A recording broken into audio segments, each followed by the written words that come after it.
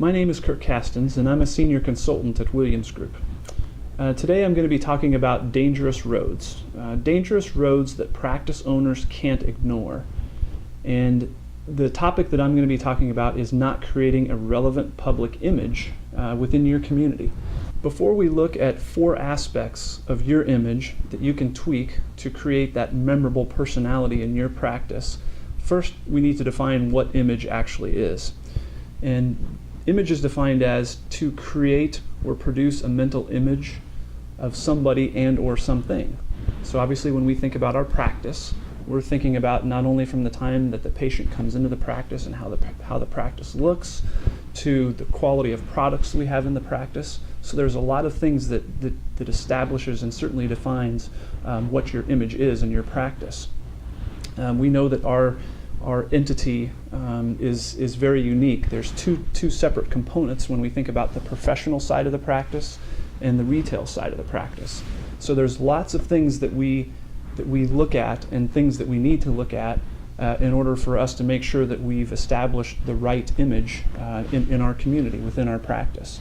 We need to certainly create a more memorable personality and an impression that actually sticks in the patient's mind. That way when they leave the practice, that is part of the impression that we're leaving them with. They're leaving the practice, they have an image in our mind of what the practice is all about. So the 4 areas that you can tweak as far as your image goes in your practice are marketing, office space, personal appearance, and product choices. And so the first one, marketing. Obvious methods for establishing a personality in your practice are done through advertising and marketing. And we think about those 2 things in the way, again, we establish our brand. We must be recognizable and we must be able to differentiate ourselves from our competition. So doing your homework and understanding, hey, what do the other practices in my community have to offer? How can I differentiate myself from those practices is really important when you're trying to establish your identity. You need to live, eat, and sleep your identity and your brand. Doctors, how you walk in the practice every day, how you dress, how you look, everything that you do, people are watching. So it all starts at the top. You need to set a good precedent for the whole entire staff. Again, I mentioned knowing your competition and defining what their strengths are, defining what your strengths are. What is the niche that you can develop within your practice that can set you apart from your competition?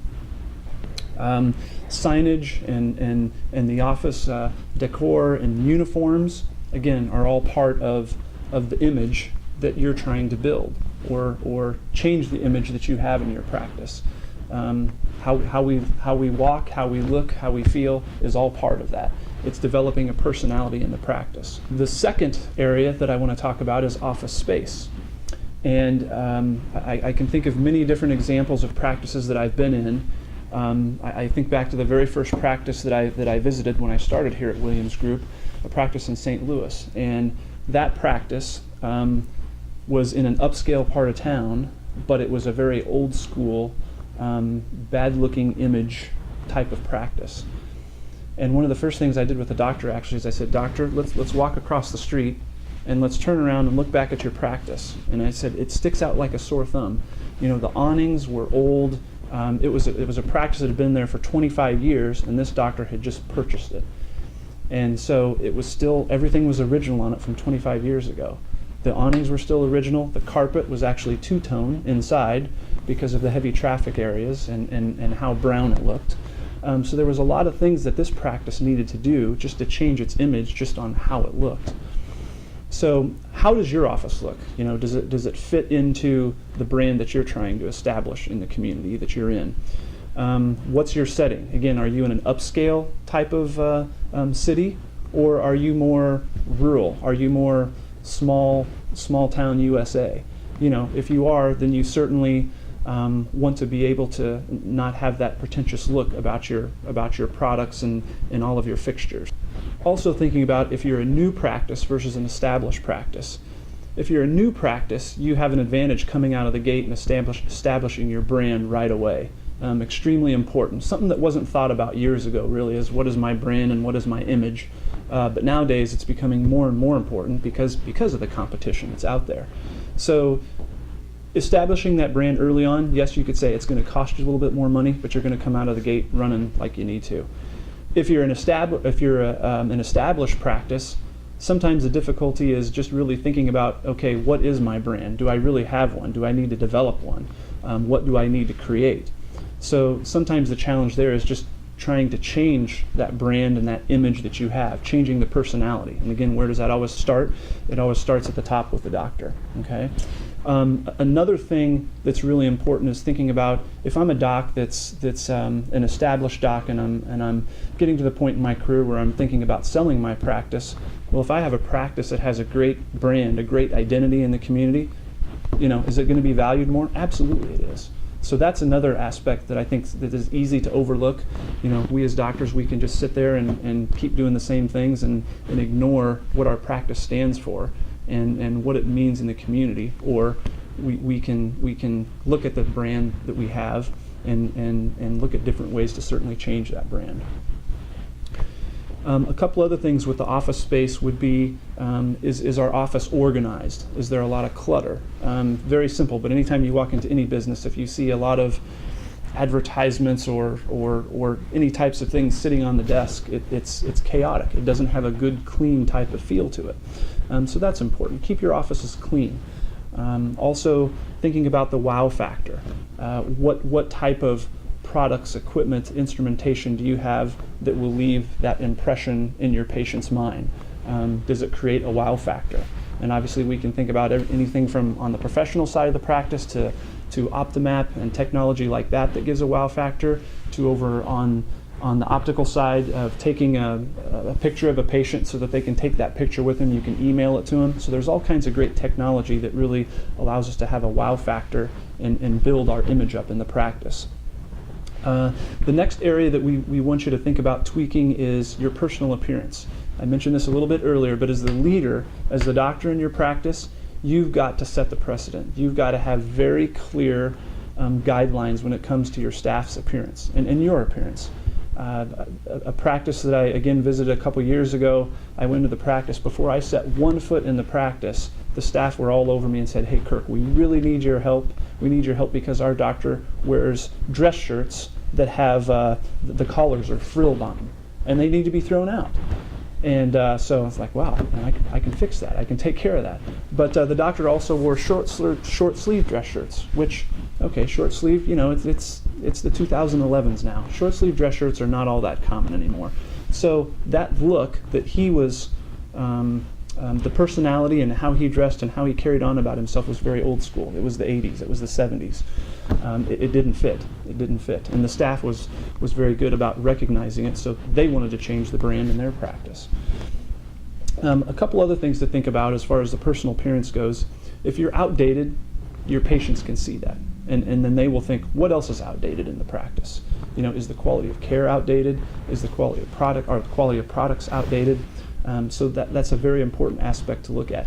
Next, we think about, what about a new staff member? If we're trying to change the image of our practice and the personality of our practice, if we're having new potential staff members come in and we're interviewing them and they see a lot of old school technology, we're not as marketable to staff. And if we don't, again, have a good staff that's marketable and has that brand about them, we're going to be behind the 8 ball again, and we're going to be going down a dangerous road.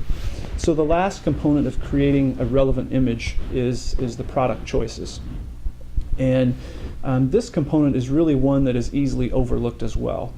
It's a component as we sit there and we stand and we look at our optical, we can say, gosh, do we have the frames that are really modern and fun and funky and trendy, or do we have frames that are old school? Are they outdated? Are they frames that are discontinued?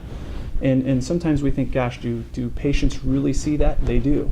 And as a matter of fact, we can think about young patients these days, and sometimes they'll go to a website and they'll see, what particular brands an office will carry before they will even look at anything else. They want to know, hey, does this doctor, does this eye care provider have the neat, trendy, funky frames that I want to have?